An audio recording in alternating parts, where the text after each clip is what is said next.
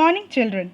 I am Rochelle Myers, your educator for English Standard 4 of LPSAVANI VIDHYABHAVAN. In the first session, I am going to start with the poem Wake Up, which will include the summary of the poem followed by reading an explanation of it stanza-wise. Summary of the poem. The Wake Up poem is written by C. Fletcher, where the poet explains to the kids the importance and advantages of getting up early to witness the beauty of nature, and by not doing so, how they could miss out in experiencing the calmness and pleasantness of the early morning. Let's read stanza 1. Wake up, it's a lovely day. Oh, please get up and come and play. The birds are singing in the trees and you can hear the buzzing bees. The explanation of stanza 1 is the poet tells the children to wake up and experience what the early morning has for them. They can play, hear the chirping of the birds and bees buzzing. This can only be heard early in the morning as the surroundings are calm and quiet. Let's begin with the second stanza. Wake up, it's a lovely day. Oh, please get up and come and play. It's much too late to lie in bed, so hurry up, you sleepyhead. Explanation of the stanza. So here the poet requests all the lazy ones to get up as they would miss out experiencing the coolness and freshness of the early morning. The third and the last stanza. Wash and dress and come on out, everyone is up and about. The cows, the horses, the ducks and the sheep, the tiniest chicken, cheep, cheep, cheep, wake up. Explanation of the stanza. Now the poet tells the little kids to jump out of their beds and freshen up as everyone and everything around them is wide awake. That is, the cows, horses, ducks, sheep and even the little chicken. What the poet is trying to tell us is that early to bed and early to rise makes a man healthy, wealthy and wise. Children, today we are going to be studying grammar based on the topic conjunctions. Conjunctions are joining words. They join two or more words or sentences.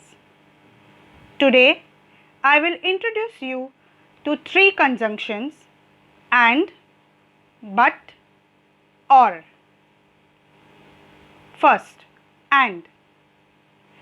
And is used to join two sentences when the meaning has some relation. For example, she went to the market, she bought apples. There is a relation between market and apples.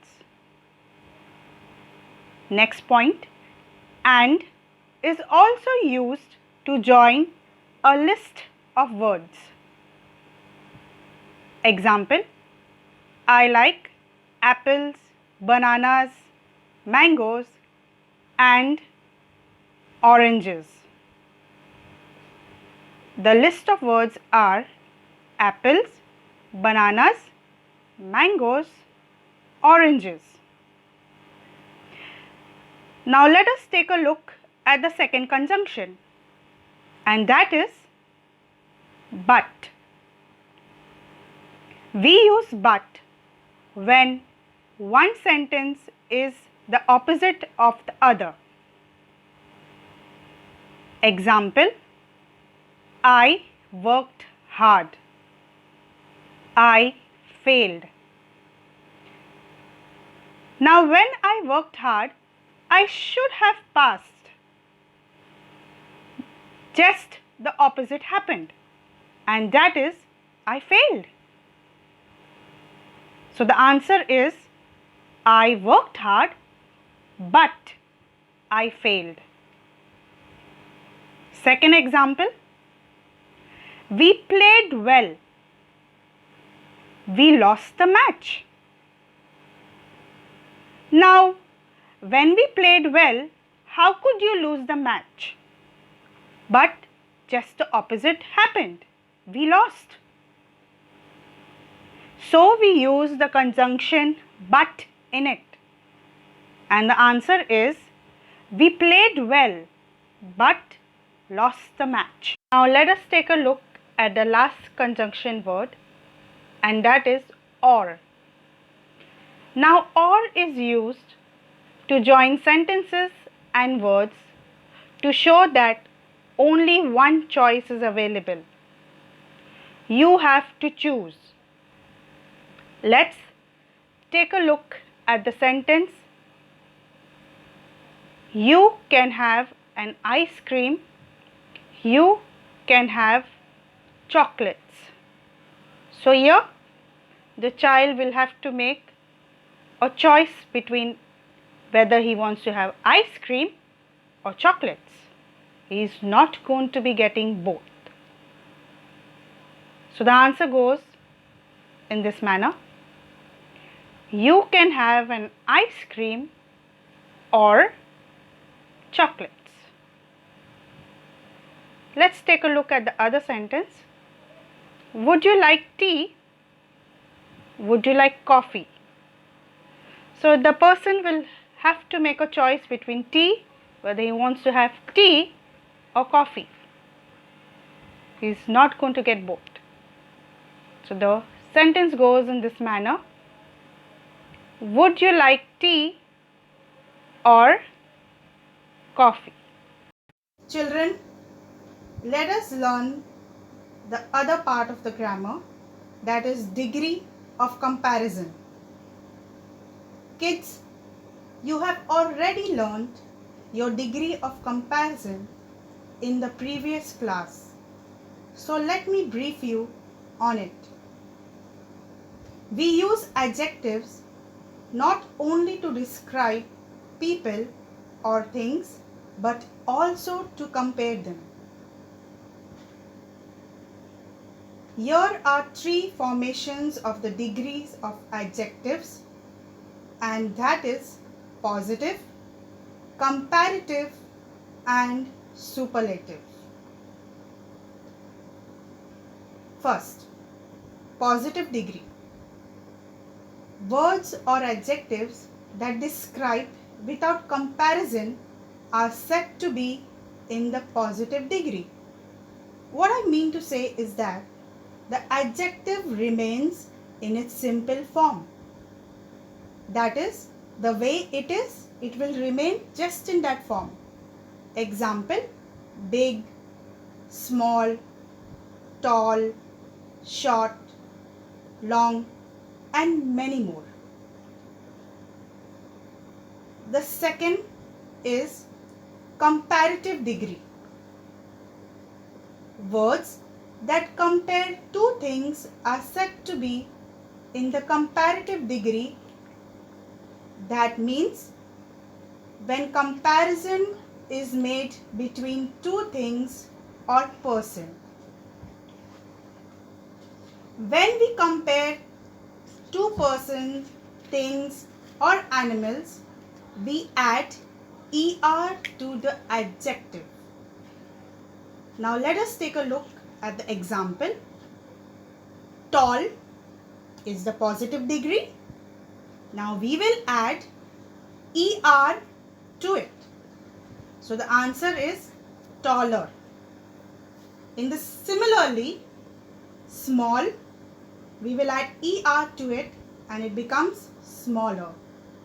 Short, shorter, long, longer, big, bigger.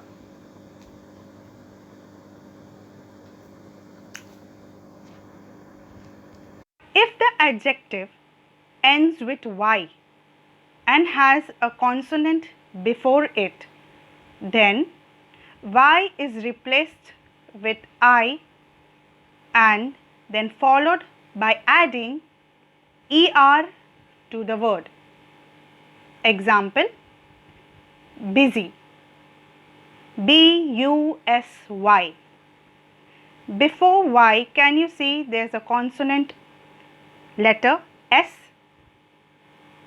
Because of that, the y gets cut, and in place of that we will be adding I followed by er in it. So busy becomes busier. The next, dirty, again Y gets cut because there is a consonant letter T to it, and Y gets cut and it comes to I, and as it is comparative degree we will be adding ER to it. So dirtier. Next, lazy, lazier. If a adjective ends with a E, you will add only R. For example, pure, P-U-R-E, E is already there, so we will just add R to it to make it a comparative degree. So pure, purer, fine, finer, large, larger. Let us take a look at the last degree, and that is the superlative degree. When more than two things are compared, the words are said to be in the superlative degree, which means when we compare more than two persons or things or animals, we write EST, form of the adjective. Example, small is your positive degree. Now in it we will add EST to make it a superlative degree. So the answer is SMALLEST, smallest. Similarly, tall, tallest, short, shortest, long, longest. But if the adjective ends with Y and has a consonant before it, then Y is replaced with I and then followed by adding EST to the word. Example, busy, I will cut again Y, in place of it I will come, and to make it a superlative degree I will add EST to it. So busy, busiest, dirty, dirtiest, lazy, laziest. Fourth, children.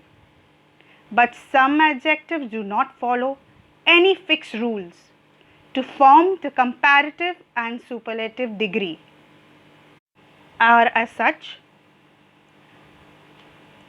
good, better, best. Good goes for positive, better comparative, and best for superlative degree.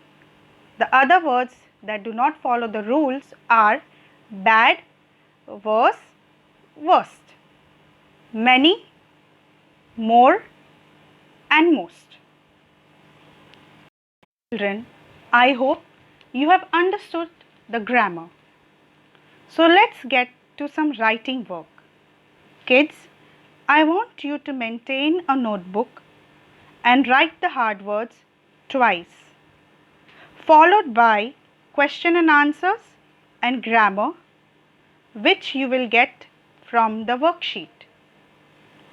The hard words are as such: first, lovely; second, buzzing; third, sleepyhead; fourth, tiniest. Below it, you will get your question and answers, and there are 3 in it. You will write the question answers and the grammar portion once. Next, question 2 is your conjunctions. There are 4 sentences in it. Question 3 is your degree of comparison, and you will complete it in the notebook. I hope you have enjoyed. Thank you and happy learning.